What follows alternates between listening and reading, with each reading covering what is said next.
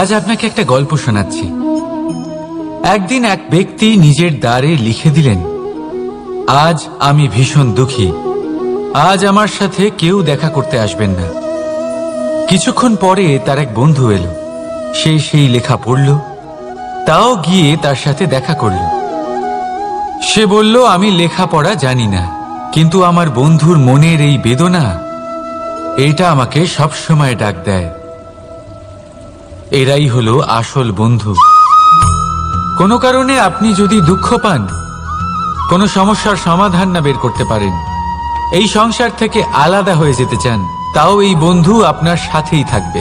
সমস্যার সমাধান না দিতে পারলেও আপনার সম্বল হয়ে অবশ্যই থাকবে। হয়তো আপনার দুঃখ কম করতে পারবে না, কিন্তু আশার আলো অবশ্যই দেখাবে। যখন আপনি সংসারের থেকে আলাদা হয়ে যান, তখনও আপনার সাথে যুক্ত থাকে আপনার এই বন্ধু, আসল বন্ধু।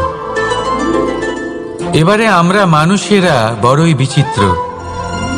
তারা সব সময় যে কোনো জিনিস, আর আমার সাথে প্রসন্ন হয়ে বলুন, রাধা রাধা। আমাদের মধ্যে বহু মানুষ মাঝে মাঝে নিজেকে অকর্মণ্য মনে করি, ভেবে নিই যে এত চেষ্টা করার পরেও কিছুই পেলাম না, আর হয়তো পরেও কিছুই পাব না। আর সেই জন্য নিজের জীবনের সমস্ত বোঝা অন্য কারোর কাঁধে চাপিয়ে দিই, নিজের ওপরে বিশ্বাস হারিয়ে ফেলি। কেন বুঝতে পারেন না এই কথাটা, যে যতক্ষণ না পায়ে কোনো কাঁটা ফুটবে, ব্যক্তি কি করে বুঝতে পারবে যে এরপর থেকে নিচে তাকিয়ে চলতে হবে? সূর্যকে নিজে জ্বলতে হয় যাতে বাকিদের প্রকাশ দিতে পারে সে। রাতের অন্ধকারের সাথে লড়াই করার জন্য চন্দ্রিমাকে আকাশে একা উজ্জ্বল হতে হয়। নদী নিজের যাত্রা কি করে করে, নিজের পথ কি করে নির্মাণ করে, সে পাথরের সাথে লড়াই করে তা বানায়। যদি স্বয়ং আপনি নিজের সাহায্য করতে অক্ষম হন, তাহলে নিশ্চিতভাবে আপনার এই জীবন ব্যর্থ হয়ে যাবে। তাই মনে রাখবেন, এই সংসারে নিজের জীবনের ভার নিজের কাঁধেই বহন করতে হয়। অন্যের কাঁধের ওপর শুধুমাত্র পরলোক যাত্রা হয়। সেই জন্য এই সংসারে জীবিত সেই যে আত্মনির্ভর।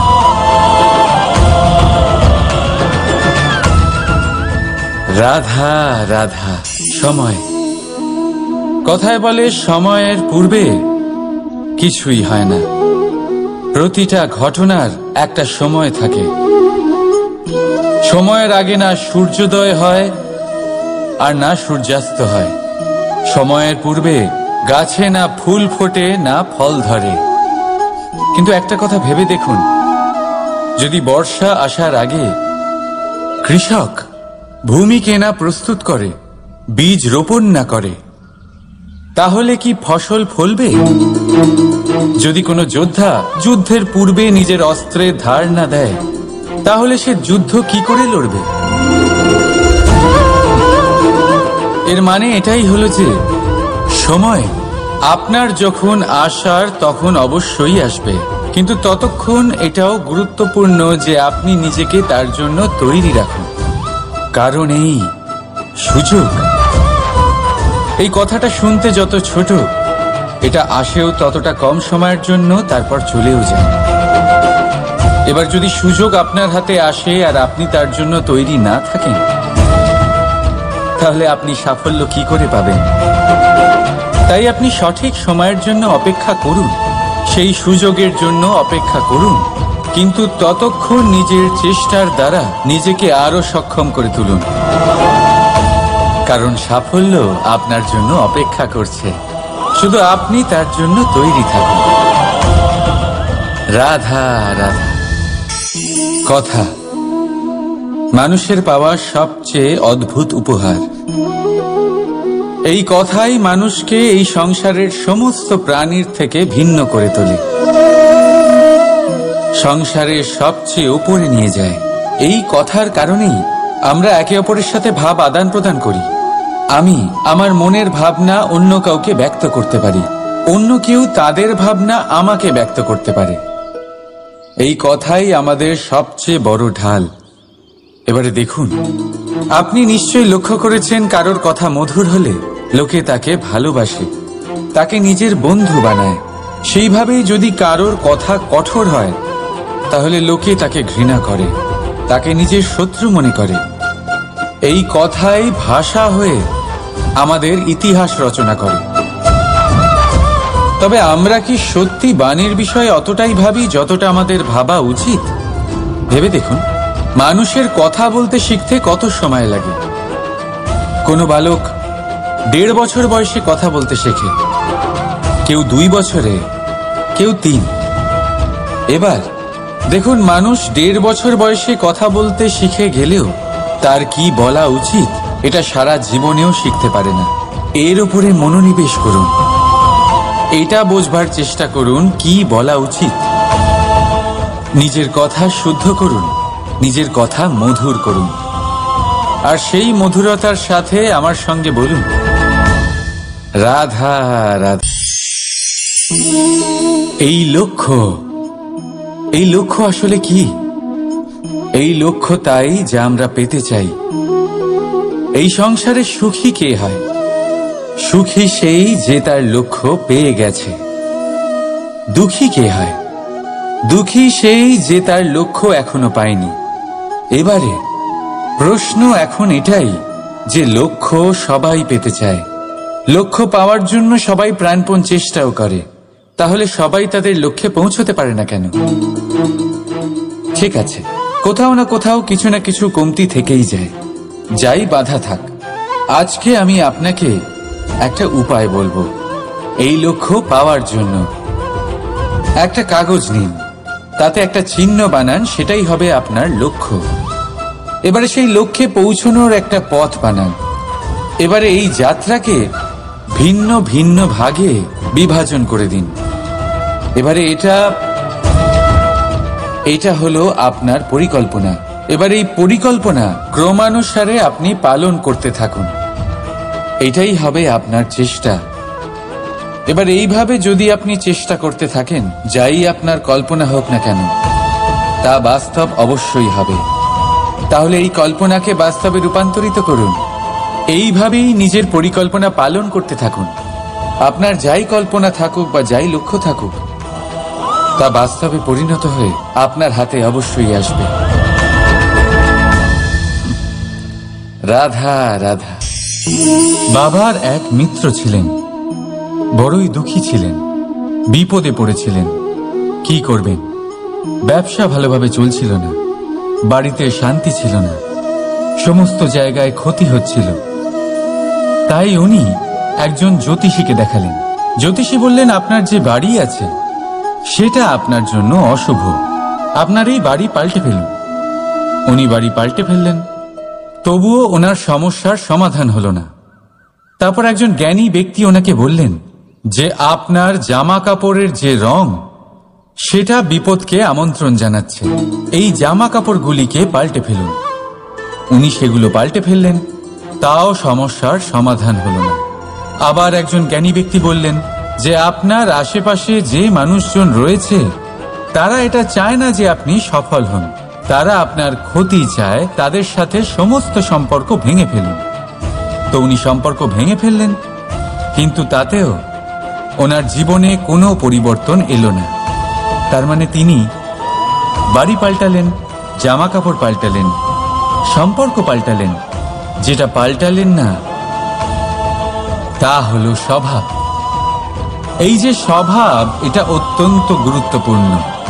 এই স্বভাবই আপনার ব্যক্তিত্ব তৈরি করে। তাই নিজের স্বভাব শুধরে ফেলুন, তাতে ভালো পরিবর্তন আনুন, সব কিছু ভালোই হবে। রাধা রাধা। ক্রোধ। লোকে বলে যে এই ক্রোধ পাপেরই মূল,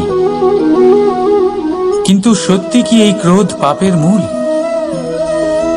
একটু ভেবে দেখুন, এই ক্রোধ বাস্তবে আসলে কি? এই ক্রোধ একটা অনুভূতি যা আপনার মধ্যে হঠাৎই অসীমিত তেজ সঞ্চালন করে। এবারে আমি আপনাকে কিছু উদাহরণ দিচ্ছি যাতে আপনি বুঝতে পারেন যে ক্রোধ আপনার জন্য ভালো কি না।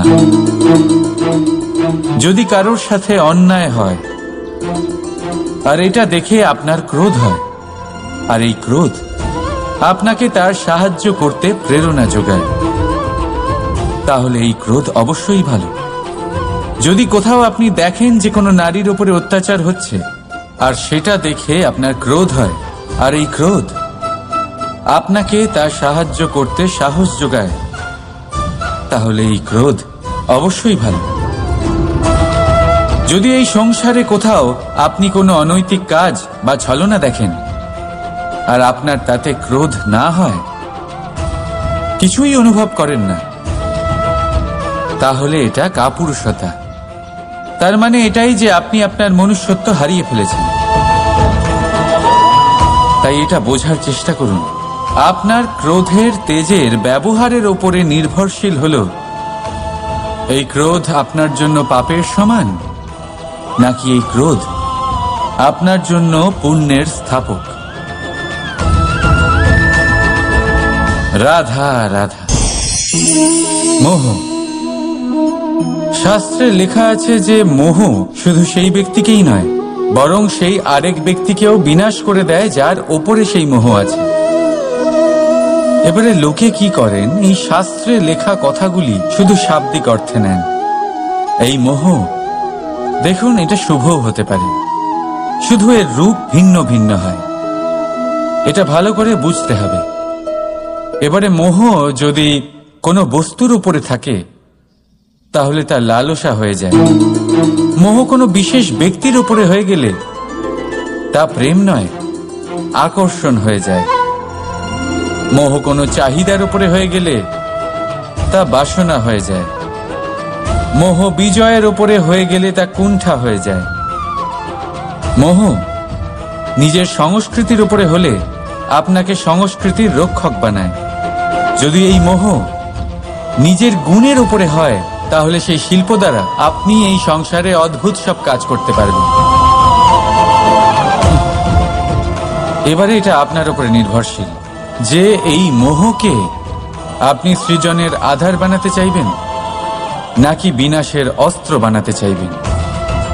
ভেবে দেখুন, সিদ্ধান্ত আপনার। রাধা রাধা। অভিমান, আত্মসম্মান, অহংকার, দেখতে গেলে এই তিনটি শব্দ ভিন্ন ভিন্ন, কিন্তু এর মূল আধার একই, আত্মসম্মান। এবার যদি কথা বলি আপনার শরীরের, আপনার সংস্কৃতির, আপনার সম্পর্কের, তাহলে অভিমান থাকা স্বাভাবিক। এবার যদি কথা বলি আপনার ব্যক্তিত্ব নিয়ে, আপনার আদর্শ নিয়ে, আপনার বিচারধারা নিয়ে, তাহলে আত্মসম্মান হলো একটা গুণ। যদি এইভাবে বলা হয় যে আমি এই কার্য কারোর সাহায্য ছাড়া, সহযোগিতা ছাড়াও করতে পারি, তাহলে এটা আত্মসম্মান, আর এটা সঠিক। যদি এভাবে বলা হয় যে আমি এই কার্য কারোর সাহায্য ছাড়াই বা কারোর সহযোগিতা ছাড়াই করে ফেলেছি, তাহলে এটা অভিমান, এটাও সঠিক। কিন্তু এই কার্য শুধুমাত্র আমিই করতে পারি আর কেউ নয়, এটা অহংকার। তাহলে এই শব্দ এবং তার অর্থ বোঝার চেষ্টা করুন। জীবন ধারণের এক নতুন পথ খুঁজে পাবেন। রাধা রাধা। সংসারে প্রত্যেক ব্যক্তি কোনো না কোনো রূপে ঈশ্বরকে মানে। কেউ মূর্তি রূপে, তো কেউ তত্ত্ব রূপে, কেউ ভাবনা রূপে, আবার কেউ স্বভাব রূপে। কেউ নিজের মধ্যে পরমাত্মা খোঁজে, আবার কেউ অন্যের মধ্যে। কারোর কাছে জ্ঞানই পরমাত্মা। সংসারে প্রত্যেক মানুষই কোনো না কোনো রূপে তার ঈশ্বরকে পেয়েই যান। কিন্তু একটা কথা বলবো, ঈশ্বর প্রথমেই নিজের একটা স্বরূপ পৃথিবীতে আপনার কাছে পাঠিয়ে দিয়েছেন। সেই স্বরূপ হলো আপনার মাতা, আপনার মা।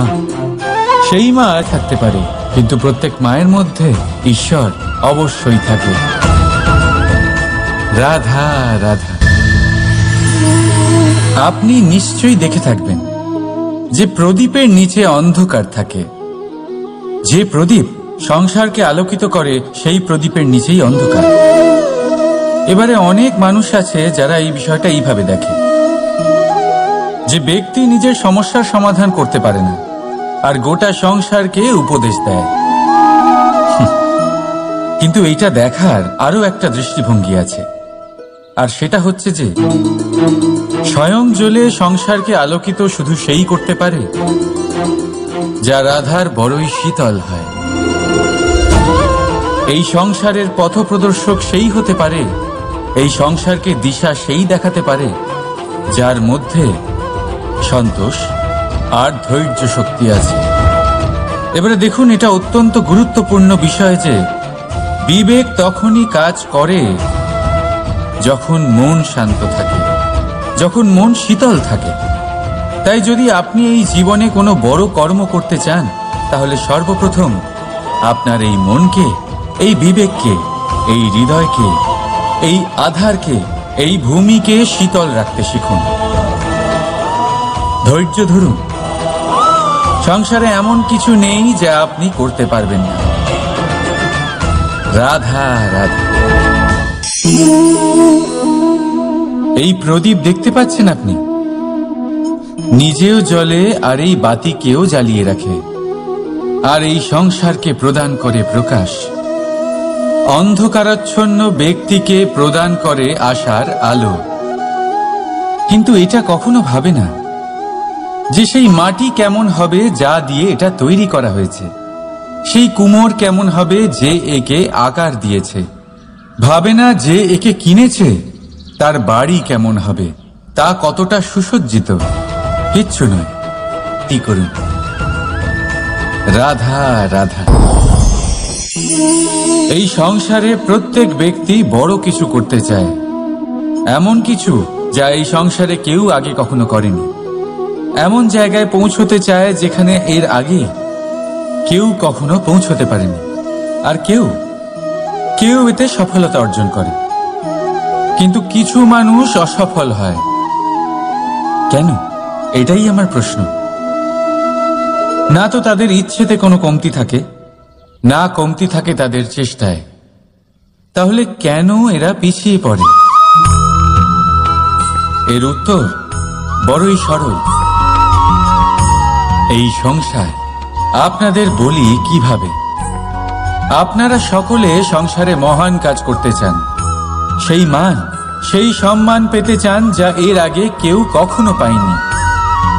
কিন্তু আপনার সমস্যা এটাও যে এই কাজে সংসার আপনার সাথে থাকছে না। বড়ই অদ্ভুত ব্যাপার। দেখুন, ভুলে যান গোটা সংসারকে, জীবনে একা একা এগিয়ে চলুন। গঙ্গোত্রী থেকে যখন একটি জলের ফোঁটা বেরোয় তখন সেটা শুধু এক বিন্দু জল। তারপরে যখন সে তার যাত্রা শুরু করে অন্য জলের ফোঁটার সাথে মিশে, তখন সে স্রোতে পরিণত হয়, গঙ্গাতে পরিণত হয়। যদি আপনি জীবনে এগোতে চান তাহলে একলা এগোতে শিখুন, নির্ভীক হয়ে, সাহসের সাথে, ধনাত্মক চিন্তা নিয়ে জীবনে এগিয়ে চলুন, একা এগিয়ে চলুন। আর দেখবেন সেই মান, সেই সম্মান আপনার জন্যই অপেক্ষা করে আছে। রাধা রাধা। কর্ম। মানুষ সর্বদা কর্ম করতে থাকে, আর এই কর্মের জন্যই সে মান, সম্মান, ধন, প্রতিষ্ঠা লাভ করে। এবার মানুষ সবসময় চেষ্টা করে যাতে সে ভালো কর্ম করে যায়। তাহলে আপনাকে বলি, শুধু ভালো কর্ম করাই আবশ্যক নয়, তার থেকে বেশি জরুরি হলো এই খারাপ কর্মকে বোঝা আর তার থেকে দূরে থাকা। কারণ যখনই আপনি কোনো সঠিক কাজ করেন বা ভালো কাজ করেন, কেউ তা মনে রাখে না। কিন্তু এই সংসারে বিষয়টা হলো এরকম, আপনি একটা খারাপ কর্ম করুন আর সেটা সবার মনে থাকে। এই খারাপ কর্ম কাজলের এক কৌটোর মতো হয়। আপনি যতই চেষ্টা করুন বাঁচিয়ে ব্যবহার করার, কিন্তু এই কালিমা কোথাও না কোথাও অবশ্যই লেগে থাকে। সেই জন্য জীবনে ভালো কর্ম অবশ্যই করুন, কিন্তু তার থেকেও বেশি জরুরি হলো এই খারাপ কর্মের থেকে দূরত্ব বজায় রাখা। আর এটা অবশ্যই করবেন। রাধা রাধা। সংসারে সমস্ত জায়গায় এই ব্যবসা চলতে থাকে। কিছু পাওয়ার জন্য কিছু দিতে হয়, লাভের জন্য কিছু বিনিয়োগ করতে হয়। যদি কারোর অনুভূতি জানতে হয়, তাহলে নিজের অনুভূতিকে ব্যয় করতেই হবে। এবার দেখুন না, কারোর আসল চেহারা যদি জানতে হয়, তাকে স্বাধীনতা দিয়ে দেখুন। যদি কারোর মনের শুদ্ধতা জানতে হয়, তাহলে তাকে ঋণ দিন। যদি কারোর গুণ জানতে হয়, তাহলে তার সাথে একসঙ্গে বসে ভোজন করুন। যদি কারোর ধৈর্যের পরীক্ষা নিতে হয়, তাহলে তাকে তার প্রিয় কাজ করতে বারণ করে দেখুন। যদি কারোর ভালো দিক জানতে হয়, তাহলে তার থেকে পরামর্শ নিয়ে দেখুন। এক অনুভূতির বদলে অন্য এক অনুভূতি বিনিময় করতে হয়। কিন্তু এই সংসারে একটাই এমন অনুভূতি আছে, যেটা দেখার জন্য, যেটা পাওয়ার জন্য আপনাকেও ঠিক সেই অনুভূতিটাই দিতে হবে। আর সেটা হলো প্রেম। যদি কারোর ভালোবাসা দেখতে হয়, তাহলে তাকে নিঃস্বার্থ ভালোবাসা দিন। যদি কারোর থেকে ভালোবাসা পেতে চান, তাহলে তাকে নিঃস্বার্থ পরিশুদ্ধ ভালোবাসা দিন। রাধা রাধা।